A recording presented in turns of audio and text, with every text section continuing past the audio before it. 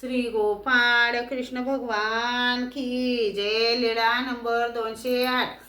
नाशिकला पंचवटीत मुक्काम, उदासीनता स्वीकार. सर्वज्ञ नाशिकला गेले, रात्री पंचवटीत मुक्काम केला, हे परशुराम बासाचे म्हणणे.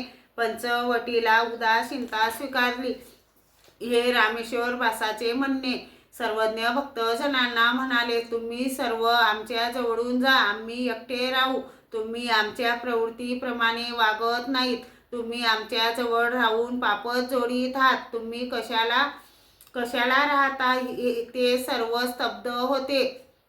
सर्वज्ञ म्हणाले, तुम्ही जर गेले नाही तर आम्हीच जाऊ. म्हणून सर्वज्ञ पाण्यात उतरले आणि बाईसा पण बाबा बाबा म्हणून पाण्यात उतरली. सर्वज्ञांचा एक पदर धरला. सर्वज्ञ म्हणाले, या बाईसा पायी कुठेच जाता येत नाही. मग सर्वज्ञ पाण्याबाहेर आले. तसेच ओल्या वस्त्र नेसी कपाडेश्वराला गेले. दक्षिणेकडच्या देवळीत कोरडी वस्त्रे परिधान केली.